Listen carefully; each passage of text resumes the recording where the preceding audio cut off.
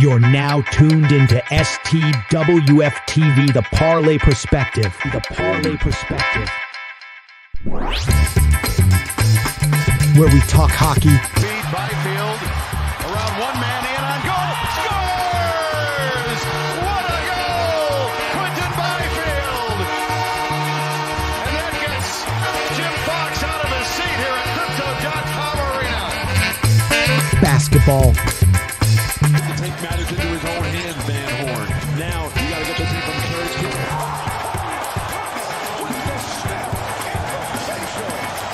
oh, my gosh. Down, Kobe.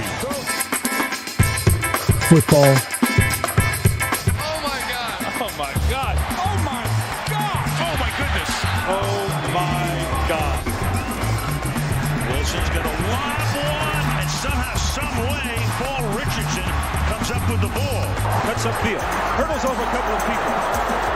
Oh my goodness, did you see that? He hit Steve Brown with what looked like a karate kick. Baseball and more. Well, there goes again. Pitch is swung on a miss. Throw to second base is high. They're going to say that Rojas got in the way. It doesn't matter. Sosa tagged him out anyway. That was an amazing catch and tag by Sosa.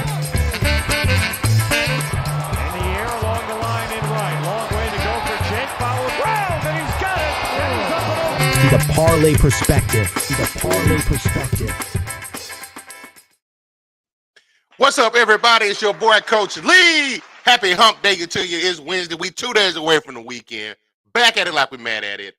And we got game 3 of the NBA Finals going on tonight. Hopefully our Mavs can make it a series and do what we need to do. But before we get started, man, we got a special guest rolling with us tonight. They bring their unique perspective. First time hanging out with you boys. But before we do that, we got to introduce them the proper way. Hold tight. From BS and Beer Media, it's Top of the Bleachers with Jason and Tucker.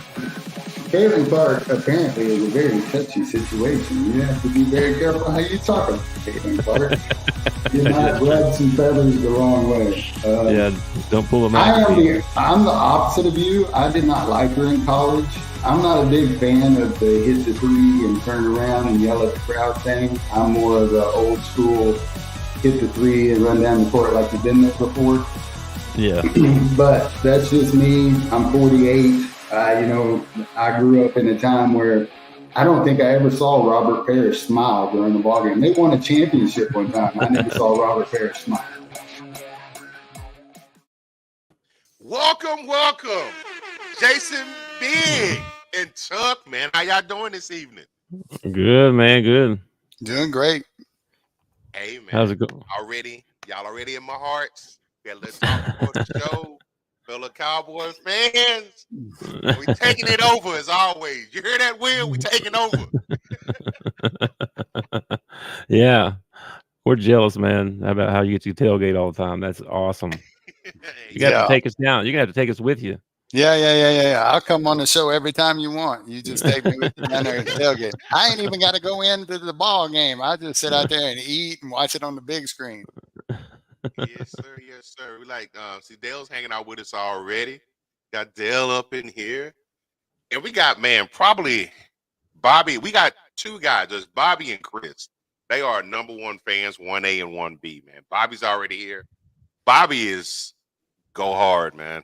Bobby hanging out with his kids, doing other stuff. He's been at softball games, baseball games, and he's still tapped in hanging out with us. Nice. So as always, Bobby, appreciate you hanging out with us, man. Thanks, Bobby. Absolutely. So, earlier, we talked a little bit. So tell her where you guys are located at. I'm in Conway, Arkansas, middle of the state. Just small town USA, man. I think we got about 35,000 maybe. So it's small town, man. Yeah, I'm in Webb City, Missouri, which is just outside of Joplin. I think Joplin's like 50,000 or something like that. So not a real big town, about an hour from Springfield. So yeah, close enough to get to Fayetteville when I need to. Yeah, amen. Amen. So, obviously tonight we got Game 3 of the NBA Finals. Must win for the Mavs. He hates must win. Everybody with their must win this, must win that. I mean, every win's a must win. A first game of the season counts just as much as the last game of the season. You got to put everything into it. I think that's why I kind of fell off the NBA for a little while, because when you tune in, sometimes the guy that you tuned in playing's on rest time or something like that. And college basketball is a lot shorter. Everybody wants to play. Everybody's fighting for playing time. I like that kind of atmosphere. But when it gets playoff time, man, it's just fun to watch. These guys finally actually bring their A game, if you know what I mean. Yes, and sir. watching, I'm a Mavs fan myself. I mean, they got Gafford on the team, ex-Hog, huge Hog fan. So if you got a Hog on your team, there's a good chance I'm going to watch your basketball. Yeah, I agree with you. I think it's a must win. I agree with you. I know that's a overused term too, but you can't go down 3-0, dude. You just can't. No way. You ain't coming back. I mean, there's no coming back from that. So I mean, yeah, it's a must win, and they've already kicked off the game here and going. And Kyrie started off with a bucket right off the bat. So I'll try to pay attention with the game going on, man. I know, right? I'm like, yeah, man. I think it's must win, but I also think we got some. I'm sorry, guys. You good. Good. I definitely think it's must win, because if you go down 3-0, I think the number of teams that have come back from 3-0, I think you pretty much can count on what? No hands? You don't even need any hands for that. Yeah, I believe that it's 0. Yeah. Yeah. So, yeah. As far as, but I think it's going to end up tied up 2-2 when we go back to Boston. I got confidence. Yeah, you have to get this game, the Mavs. If you don't, it's over. So this is the game they have to win. So Will, you're up there in the area. So what's the atmosphere like? With the announcement that Porzingis is out for this game. If I'm being honest, nobody's really worried about it. We should be, but no one really. There's a veil of confidence up here right now, just with this team. The team is really overpowered. Brad went crazy building this team. It's not fair. Yeah, and I think just having Porzingis would have been huge, but he went out and got Drew as well. Like, he went crazy. You don't need Porzingis and I don't mean to sound mean, but if Tatum would show up, you wouldn't need Porzingis at all. And what's funny is that Porzingis makes Tatum's job easier. One thing that he struggles with is finishing at the rim with contact, and Porzingis pulls your big man out. Yeah. So yeah, we need him on the floor for that. But Al's honestly been hitting shots, so he's pulling the guy out of the paint as well. So. How old is that dude? How old is that dude? Did you remember Dominique Wilkins in Atlanta? He got that 1970s set shot too, bro. I mean, I like it. Yeah. Oh man, well, he was like a 6-year senior at Florida, wasn't he? He shoots like everybody's dad shoots. You know what I mean? Shout out to my Gators. He got that good set shot. So I got a couple of questions, just kind of keep everything driving along for us. So as mentioned, Game 3. The biggest, we talked about, the Porzingis effect and things of that nature. Question as far as how long do you think Luka can last? It already seems like his body's starting to break down. I know a lot of it probably has to do with the shape. He's been playing pro ball since 14, 15? I watched the thing the other night. He's been playing pro ball.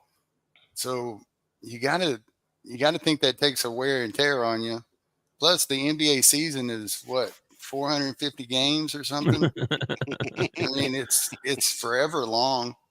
Yeah, I mean, he's only 25, but it seems like he's limping along through every game, I mean, 25. And I think some of that might be mind games too, though. I think because I don't remember who said it the other night, but he doesn't seem to be, hurt when he's on offense. But then when he's on defense, all of a sudden he's in pain. Got the limp going. Yeah. Laying people. Yeah.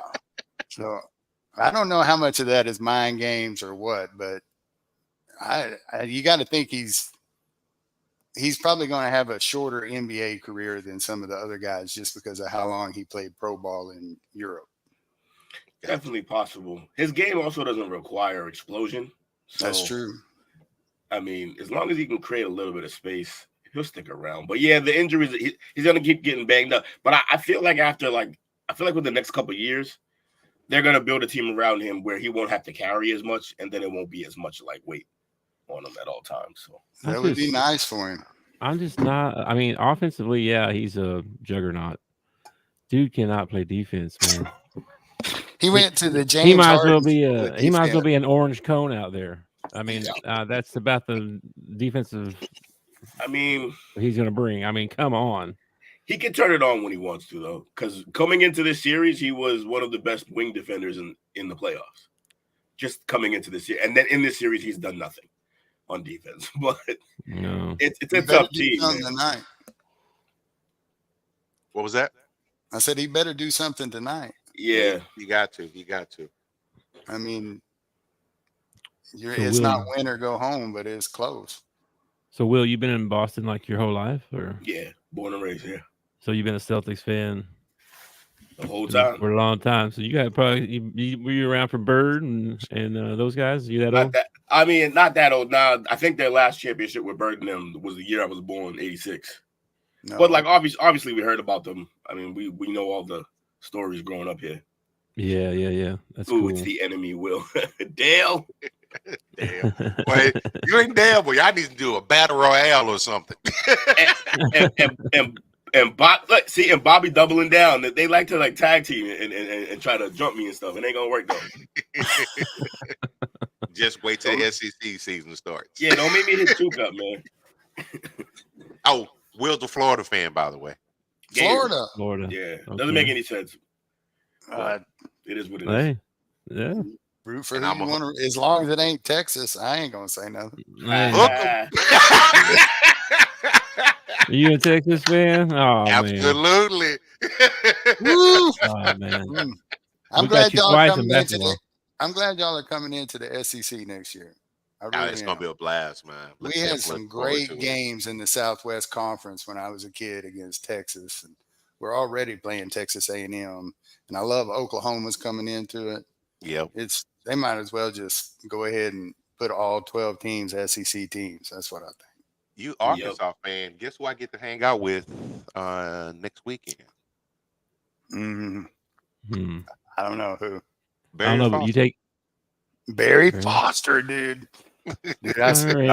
He's got one of the best NFL runs of all time. It was on like the 2-yard line, and they were just trying to get some room so they could navigate. And they hand Barry Foster the ball, and he goes 98 yards straight up the middle with it. He was a stud. That's a blast from the past, man. Yeah, he was a stud. Will, as far as Tatum, obviously, he's had a pretty slow start to the finals so far. But the team seemed to be rallying around him. You think he's going to be able to come out of it? We'll see if he even needs to, because he's doing everything else. Like, he's boarding up. He's defending. He's the weak side defender on a lot of plays. He had a couple picks off Kyrie the other night defending him. Yeah. And he cut the turnovers back, and he's getting assists. He had 10 assists last game. Yeah, if he keeps playing an all-around game like that, then that's fine. Like, he could just play the LeBron role where you run the whole show, you do everything on offense, but when it comes time to close, you give it to somebody else. And they've always struggled. The Jays have always struggled with deciding who the closer on this team is. Well, the way the whole playoffs has been going, Brown is he's your closer, man. He is such a dynamic player. Yeah. And that's what he needs to do. He needs to take advantage of the fact that he's never facing the team's best defender. He's never getting doubled. So it's his job to eat that one defender that's facing that he's dealing with every trip down. That's why people were hard on him at times, because there was times where he wouldn't be assertive enough in those moments. Well, he seems like from, they do these mic'd up things during the game and all that stuff. It seems like he's taking the leadership role a little bit more this year. Like maybe getting his butt whooped last year in the finals was like, bull crap, I ain't doing this again. That and Marcus being gone, a void was there for leadership. So it was time. It was time. It's been time for one of them to take the reins of the team in terms of leadership. Anyway, it's long overdue. So you think Jalen or Jason's the leader? No, Jason's our best player. Jalen is the leader of this team for sure. He's the leader. Okay. Oh yeah. Him and Al. That. Yeah, I would put Al Horford in there too. Yeah, Al Horford's got to be in there. Yeah. I also noticed when he was mic'd up the other night how interactive he was with everybody from his position down to the 12th man on the bench. He's getting everybody involved. Jalen or Al? Jalen. Yeah. Is that a regular thing for him? Well, if it wasn't very visible. Like sick. This whole time, I'm a little delayed. I'm gonna see it in a second. But if you're hyped, it might. Oh yeah, it's the end one. Yeah, hell of a shot, Luka. Oh no! I was waved it off. I was looking at a Kyrie one. You're a little bit further behind him. Yeah, than I did. Just one play. Yeah, you're supposed to act like you ain't watching it. I'm sorry. Kyrie, he's probably my favorite player in the NBA right now is Uncle Drew, man. I love watching Kyrie play. Oh, he's a joy to watch. He hasn't done anything in this final. No, but I think I figured out why he left Boston. He can't hit a shot in that building. I mean, he could not hit nothing. He was rattled, man. There's a lot of pressure to come back. Gotta be. Yeah, that was a good question. Is how do you feel about Kyrie since he was there for a little while? Like you guys got some hate for him? So I'm not the typical Boston fan. Most of the Boston fans still pretty much hate him. Gotcha. Me personally, I thought what he did was corny, but I expect that type of stuff because that's pro athletes. When they're sitting there talking to you, it doesn't mean anything. It's all scripted type stuff that they say. We're going to give 100%. And I feel like the team went out there and we really gave it our all. And, and we're really coming together as a team and we're really giving 110% out there. That's all I got. That's all I really got to say. That's all they ever say. Yeah. Bobby said that you are a tolerable Boston fan. I would agree with that. Yeah, I'm one of like very few too. We're a tough crowd, man. I love my Bostonian fans, but they're tough for me to even deal with, and I live here. I'm a Razorback fan, man. We've been dealing with mediocrity for I don't know how long. It's terrible around here. Here's the thing, though, but I'm sure you deal with that together, whereas Celtics fans, the only time we're together is when we're drunk and literally together. Other than that, it's like the entire existence of the Jays. It's split the fan base where half of us are like Tatum, and the other half is Jalen. Oh, and so like we can't even love our own team like as a whole. Wow. Well, they play as a whole. Y'all might not love them as a whole, but they play as a whole. Yeah, when you guys are hitting the three, you're gonna be hard to put out for sure. Yeah, when the shots falling with this team, they're unstoppable after that. Yeah, there's too many shooters. We shoot like 1-5. I think it was game 2 when they came out. They was started over 8 or whatever. Mm-hmm. I mean, and we're still. Dude, they were still in the game though too. So I mean, it was like it was a good sign, That was a game the Mavs should have had because Boston was trying their hardest to hand it to them, and Dallas could not do it. Oh yeah, we have no problem giving away a win here and there. Y'all haven't haven't been that great at home in this year, have you? Nah, we're not. I think it's too much pressure for them boys to play at home. Interesting. That's usually something I take into consideration when I'm going to make a bet is who's the home team. Right. But we're one of those weird teams that we prefer to be on the road. We prefer to feel like everyone hates us. Well, it's had a team like that Gotcha. that that last year Romo was there. It was like we love playing on the road. But every time we played at home, we got our butts whooped. So speaking of making threes, obviously that's kind of been one of the biggest things for the Mavs in these playoffs. Them having the ability to make threes, but right now they are struggling tremendously. Not only the free throw line, but 3-point line as well. They're 13 for 53, shooting 26%. Oof. I didn't know it was that bad. That's ouch. Celtics? No, Mavs. Oh, right. Mavs. I saw that stat a while ago. That is pretty crazy. Is that them? Do you think they're just having shooting woes, or is that because of the extension of the perimeter defense of the Celtics? Wasn't that? Yeah, Kyrie was 0 for 8, right? I think so. Yeah, he was. I mean, the defense makes your team work, but the other problem is you guys don't have a lot of shooters actually. Yeah. Well, one of our best shooters got hurt right before the playoffs. That Max guy that wears wears the shoulder thing. He was tearing it up before he got hurt right before the playoffs. Usually PJ Washington stepped up big. PJ Washington, whether they win or lose the finals, PJ Washington got him a nice fat contract waiting on him somewhere because he has played big for this team. But everybody else, it seems, has kind of taken a step back.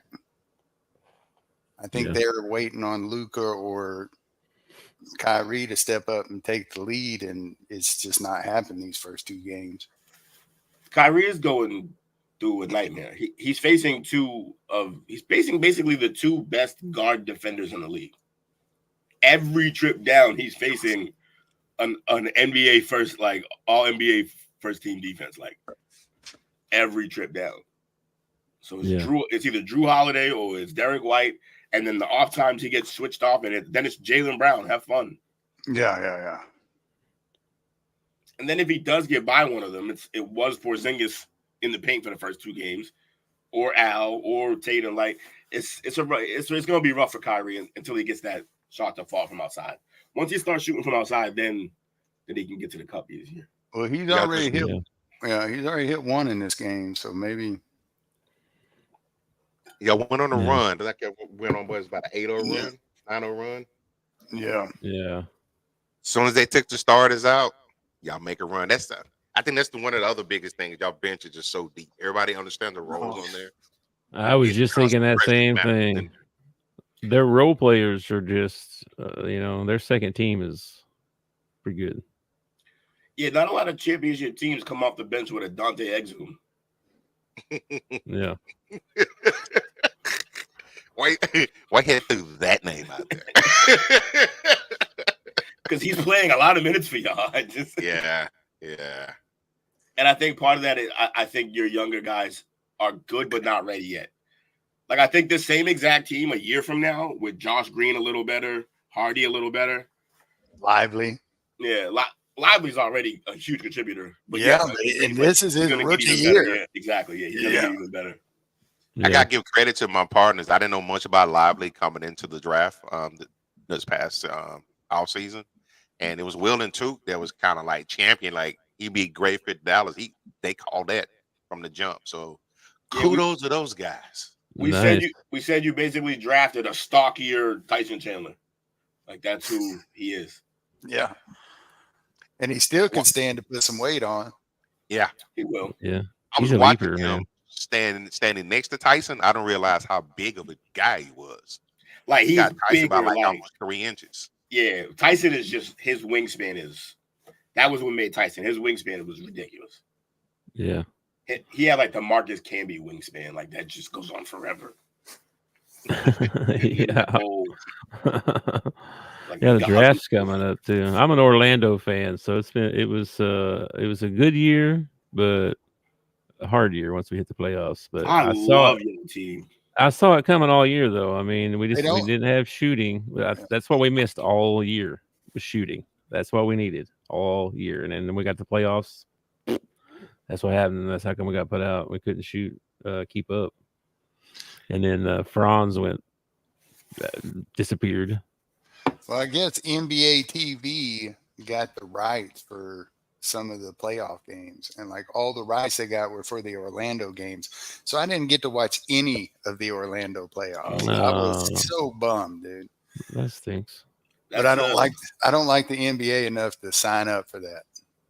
I like the Orlando team. They have some things to figure out. They need to move on from Fultz. That's over. Experiment done. I agree.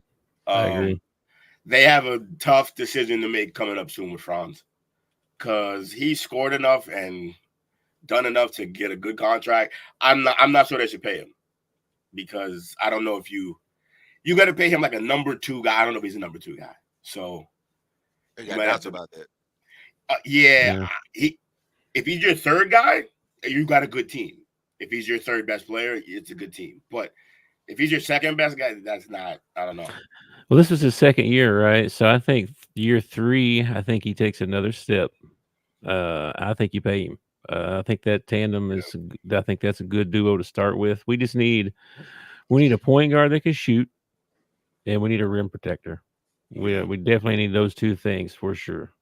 I saw a thing, the draft they were talking about, maybe Shed from Houston, or Flipkowski from Duke. Philip. I don't. 2 possible, 2 possibles. Yeah, for you guys, Filipowski, it's kind of redundant because he's gonna kind of be in the same type of lane and type of things that Banchero does. Yeah. Well, he plays center, and he can stretch the floor a little bit. I think I saw 35% from 3, so that's pretty. I mean, that's not bad for a big man. He can shoot. He's going to be a finesse center, though. Yeah, he's a weird player. I like Wendell, though. I mean, me too. I think he's a good player. So I don't know. Yeah, Suggs. I like Suggs. He wasn't what they thought he was at first, but he's coming around now. Yeah, I think if they get a shooting guard, he could play the point. I think that's your best bet. I think so too. To go get go get a 3-and-D shooting guard, and then move him to the 1, and that's a good team. Yeah, I think so too. You guys beat us 4 times last year. Did we? Yeah, we could not beat you guys. It was ridiculous. I think 2 of those games were OT. We just kept losing, and it wasn't even like one of those like we played down the competition. No, you guys came in and beat us up like physical. We had some good games. That's how we played. I mean, drive to the basket. Like, we couldn't shoot. That's what we had to. So, but you guys got a stud in Banchero. That kid's real good. So Coach, who you want? Today too. What bad news? Oh, we lost the logo today. Oh yeah, the logo. Yeah. Man. So I know he won the MVP for the finals and the losing effort, but if I heard today properly, did he do it twice? Ooh, I don't know about that. I do know he was only like he's like the 3rd player ever to get 25,000 points in a career. And the sucker, he was known as the D shooter. Like he had D shot back in his day. Form. Yeah, mid-range murderer. Yeah. And when he was in control of the Lakers, they actually won championships. So he had that going for him too. Yeah, everywhere he's an executive, they do good. He was building I think at one point in time he was the GM for the Grizzlies as well. Yeah. And he helped turn that organization around. Yes, he did. And he went to Golden State too. Look what they did. Yep. Oh, I didn't know that one. Yeah. I didn't know that one either. Yeah, he went to Golden State. He's the one who put that team together. Wow. Yeah, and then he's been at the Clippers. He's the one who put that team together too. Below, you probably want to erase that one. Yeah, there's a little too much on that one. Yeah, I was just thinking because of the MVP stat. What would a player have to do to lose in the finals and still get the MVP in this current era? They'd have to go crazy. It would have to be like the most absurd series. You mean like league MVP or NBA? No, like to get finals MVP from the losing team, you would have to lose your mind. It'd have to go 7 games, and And you'd have to average like 40. I wonder if they gave the MVP out back then off just stats. Because I just can't. You'd have to, like, no other player on your team could score. You would have to be like the only dude scoring on your team and barely lose in order to get the finals MVP. What did he actually? We got to find out what he did in that game. Like in that series, what was Jerry West doing to win an MVP while losing? Well, I know he hit like a 60-footer at the end of game 3 or something like that to tie it up. Did they just like not ever like see basketball played that way? That must have been what it was. They just never seen anything like it. Like it wasn't until 86, 84, 85, 86 that they implemented the 3-point shot. Mm-hmm. You know, so probably not. They probably hadn't seen anybody shoot that far out. Mm. And for no reason, there was no 3-point line. He was just you're making 2. There wasn't no reason to. He felt comfortable. That's what I always thought was impressive about Jabbar is, you know, he got the scoring like all time. Yeah, without a 3-point. He was making all his 3-pointers the old way. He was going to the line and hitting his free throws.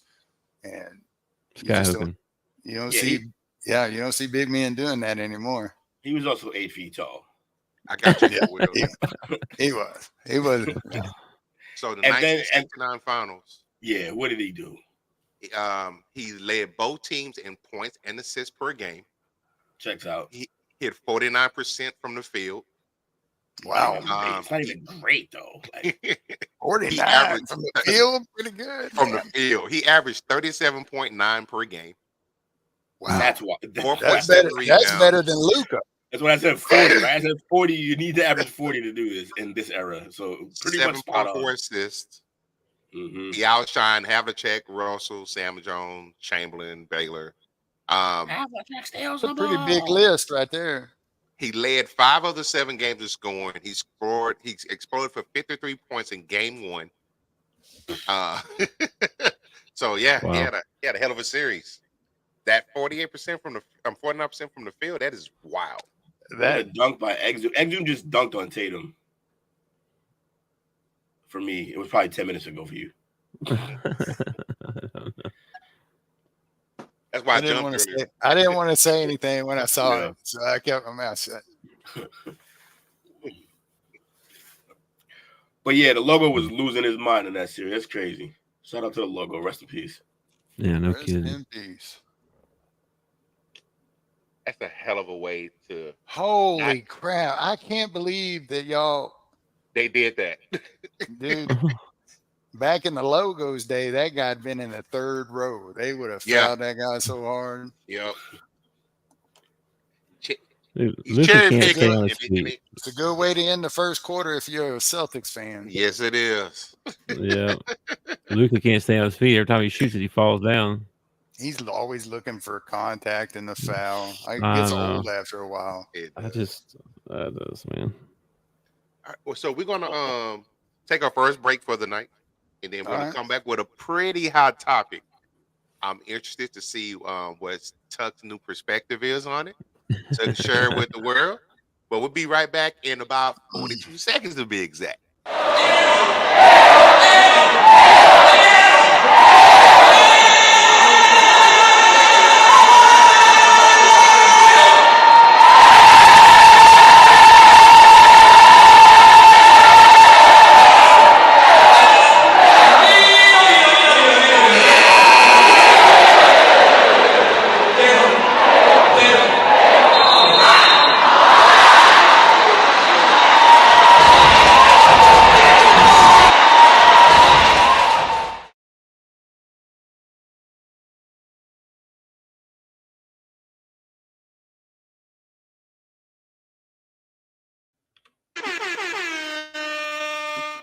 The Dallas Wings, the official WNBA team of STWF-TV.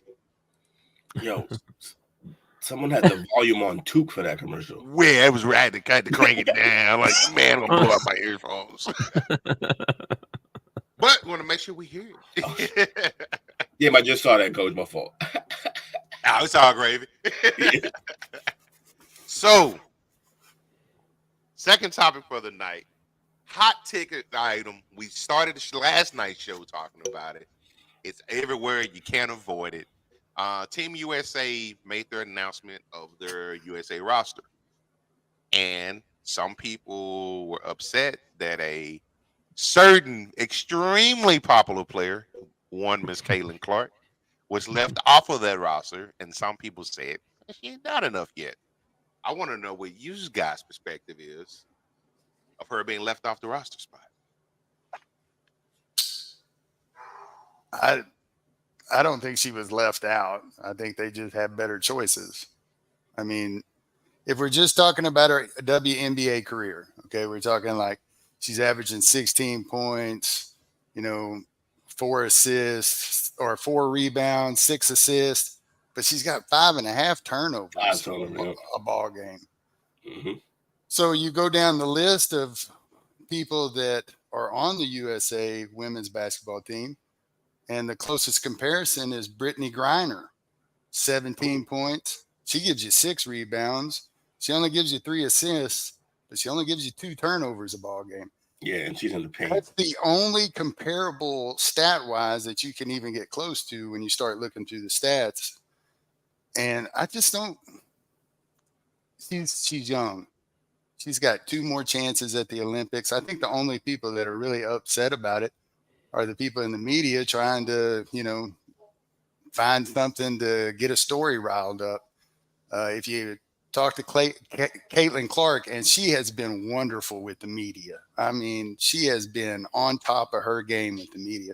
You talk to her, it didn't bother her at all. She's focused on the WNBA season, and she's already talked about getting in the weight room in the off season and getting, thicker because she's taking some hits out there.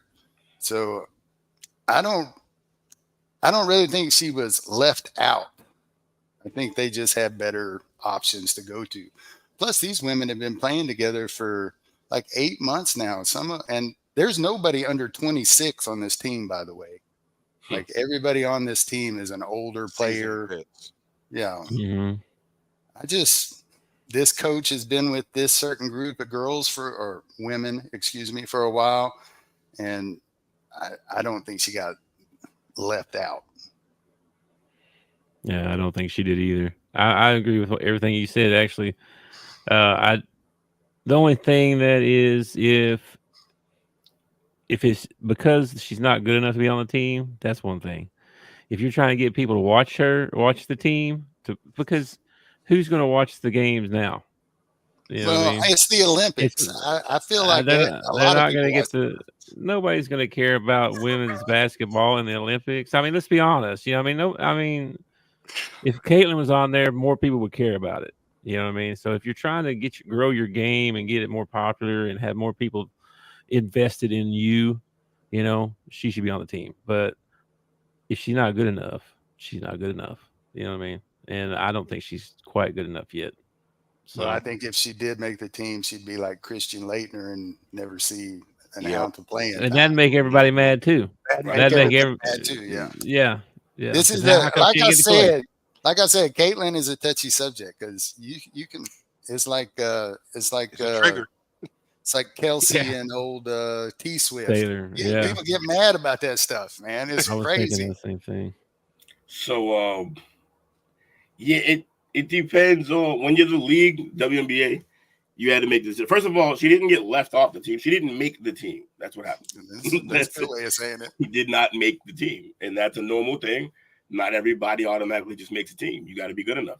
And those 12 women are the best in the world. They haven't lost a game in the Olympics in like years. 1996. Yeah, ridiculous. What started 96 medal. They haven't lost a game. Yeah. So they have a standard uphold. Also, I agree. You can make the case that if you want to grow the game, she should be there. I 100% agree with that.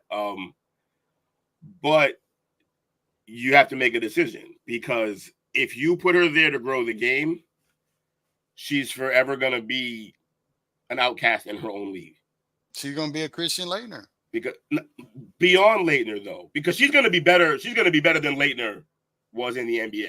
Oh, yeah. Clearly. So that was Laettner's main problem wasn't that he wasn't good enough to be on the dream team and it broke him. Like, no, he just wasn't good enough to be in the league for that long. He was okay. But she's going to be one of the best players in this league. And the entire time, she could be hated by everyone if they play this wrong. If you put her on a team that she doesn't deserve to be on, it's going to make it worse. No one's going to like her. They already really don't like her. So it could really mess up their chemistry, too, since they've been playing together for quite a while now. And then if everybody doesn't like her, that could mess up your team chemistry, too. Also, I definitely think they made the right call. If she keeps getting put in situations where she feels like everyone hates her, she has no incentive to stay in this league. That's what I thought, too. I thought the same thing. Because, why would I stay here and get beat up by all y'all and be hated on y'all when I can go over here? Ice Cube offered her $5 million to go. I thought it was stupid that she left Iowa.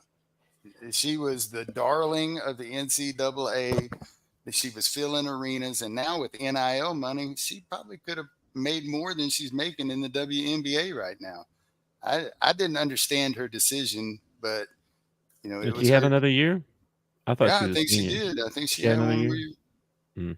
Yeah, she has. She came in with Paige Beckers, so okay. Yeah, she had another year. But I don't know. You risk injury, and for what? A gold medal, man. Big old shiny gold medal like this. But there's no, to be honest, that you give to your mama when you get home. That's what you do. Never say it again.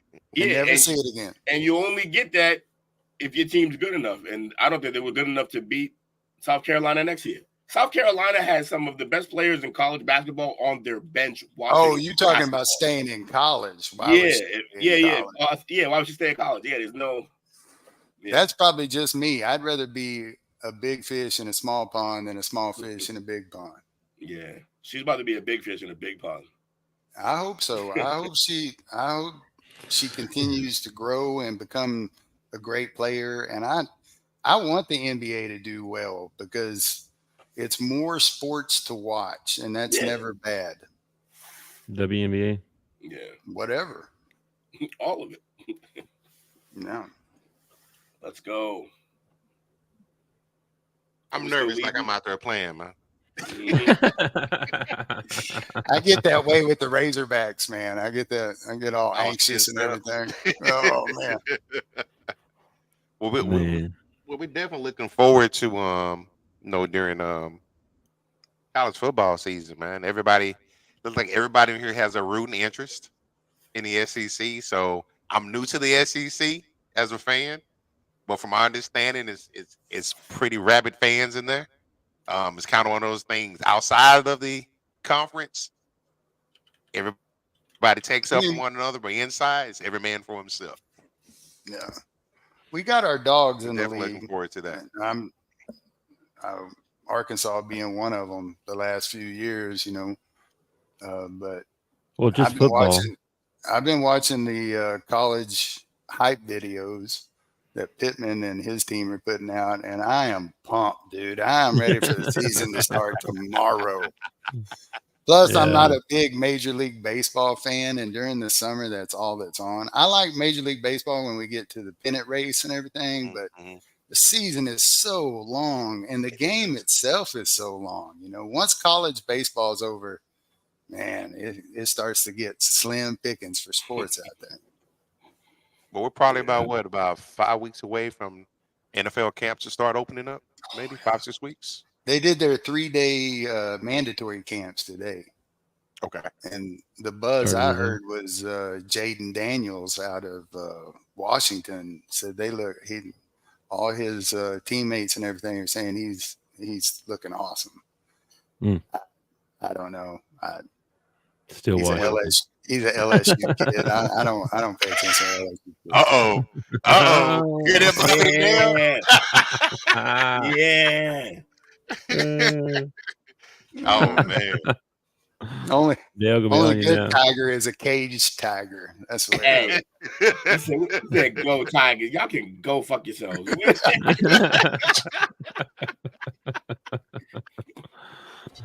Oh man.